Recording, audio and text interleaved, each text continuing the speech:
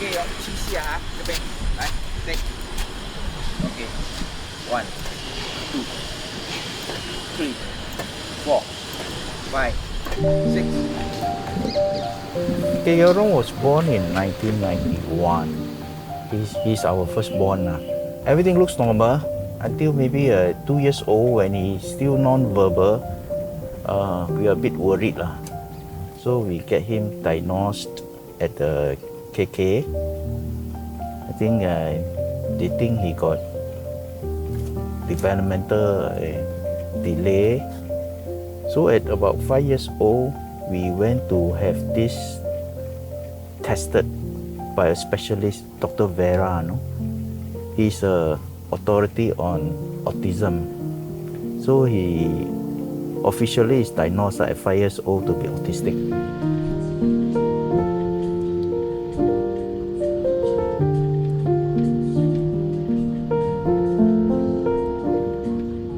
Based on our situation now, where we are getting old, it's not feasible to take care of him till the end.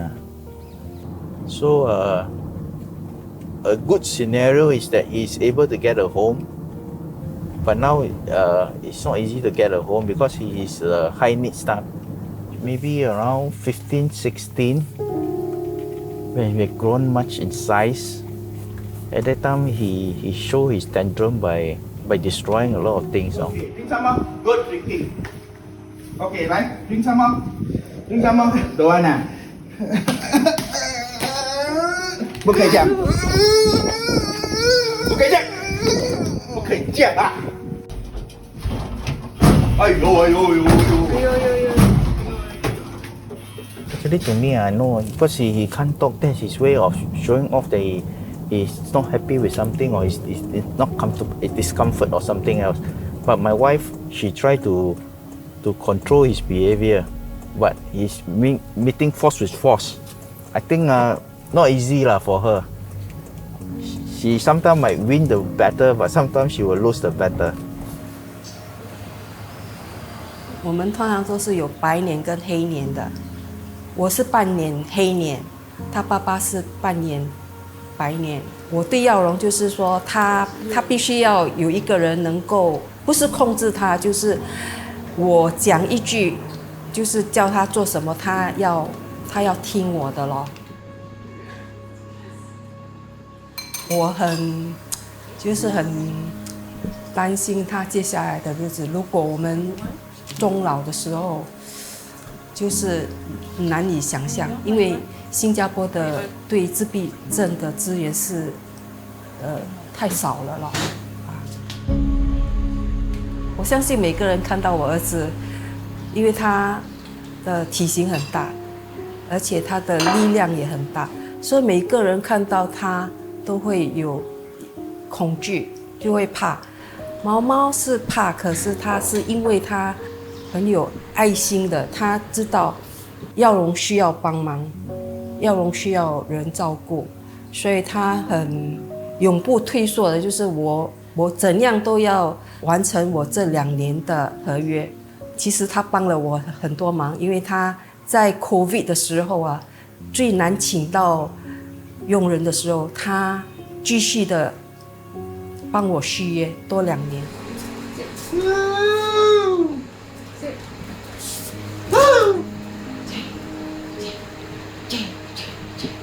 今天就是他最后的一天，所以我对他很不舍，因为他已经对我儿子已经是了如指掌了。现在我新的那个佣人又要重新适应耀荣，也不知道他不能够像毛毛这样的精神。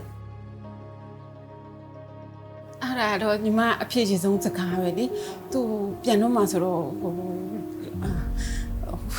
ဒီဇိုင်းနေနဲ့ထားကြရမှာလေဒီမတားလေးလိုပဲဒီမချစ်တယ်စားလေးရေးချင်တာမနဲ့ညီမစကားပြောမှတော့ရောင်းတာနောက်တော့မိဖနဲ့ခေါ်စေအောင်မှချိုင်းနေမှာလေဆိုရင်မျိုးလေးနေထိုင်မပြောပြန်မှလည်းမပြော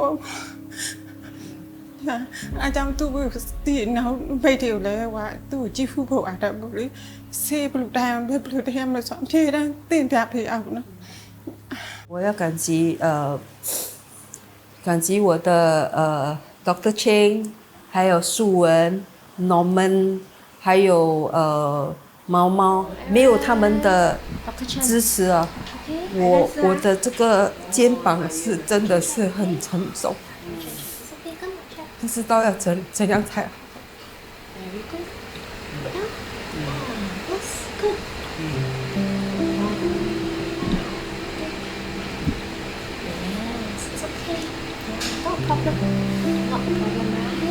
Aaron is one of the first adults with autism that I actually saw as a doctor. And so he really opened my eyes, I think, to the challenges that he faces as an individual. I saw firsthand how when he was in pain or when he was in distress, that he couldn't communicate. And he then had to resort to being agitated, in order to let us know that he's not well. So he taught me many things about how to read beyond just the superficial, to look a lot deeper into what actually he's trying to say, what actually is important to him as well, and how he is really just an individual with needs, with wishes, with desires, just like you and me. I think for a person with autism, this is a difficult life, because we are in a world in which social communication is so important, and we're in a world where things change all the time. We need to be flexible, we need to be adaptable. This is what we say all the time. And yet for someone like Aaron with autism, these are the precise things that are so difficult for him. So very often I do wonder as well, what is best for Aaron? Where would he hope to be? Who would he want to be with? And ultimately, perhaps the only answer I can come back to is that, like you and me, he seeks relationships, he seeks love, and he wants to love as well. It's just that he may have difficulty expressing it in the way that we are familiar with. Perhaps whatever is important to the rest of us will be as important or even more important to Aaron. That means for him to be in a place where he is loved, where he is secure, where he belongs. When Dr. Chen brought me in again to see Aaron as a befriender and to see whether potentially we can match a volunteer with Aaron, I was pretty hopeful in the beginning, but as I subsequently come in for the visits, you get to see a lot more than him being okay. You get to see things like, again, his aggression, his obsession with wanting to eat, and the reluctance to do any activities other than just lying in bed. And hence I take it upon myself to see Aaron on a regular basis first, and he has taught me a lot since then. 10 times 1, 2, 3, 4, 5, 6, 7, 8. He has taught me how to continue to be present, especially when you're with a person like Aaron, where he constantly needs your attention, when he constantly wants that comfort, which is to pat him on his thigh, to pat him on his tummy, and to want to hold your hand. That constant need for attention, it is something that we all as humans yearn, that social connection. Well, grab. Yes. The parents are pretty open to all options available to them, and by working with us at ID Health and the team that is coming in to support Aaron, we will be able to empower the parents in terms of how to better manage his behaviors, how to then take control of situations.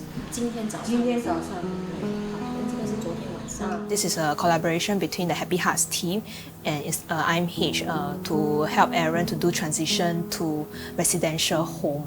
Some of them, they have sensory processing difficulties. This will affect them to perform well in their daily living and also building relationship with peers. Because these are, although it seems to be very natural for us, but for them, it takes them conscious effort in order to do so. 就是 tick 就是他 go for car ride， 如果差就是没有 go for car ride。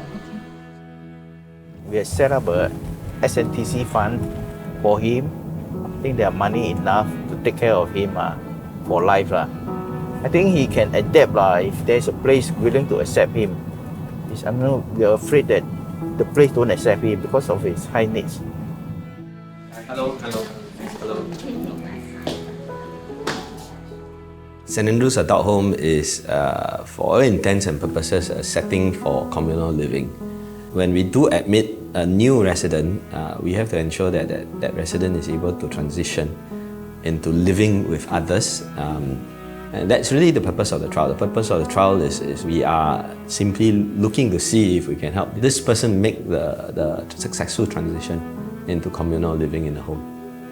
But at the same time, our staff also do know that when we turn down an application, it can become quite a desperate situation for parents, particularly for the person with autism, because oftentimes if they are not admitted into our home, no other home would take them, and that means that when the parents are no longer able to care for them, it usually means admission into the Institute of Mental Health.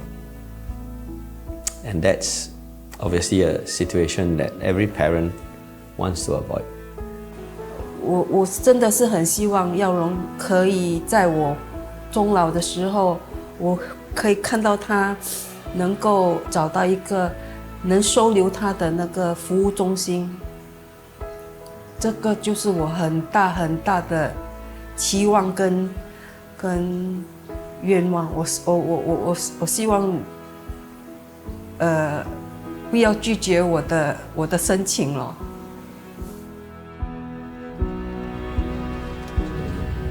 Okay. I think what I've learned is that what have been entrusted to you, you have to accept. You cannot fight against it, or you cannot be angry against it. Whatever it comes your way, you accept and do the best you can, and be happy about it. Life had to carry on.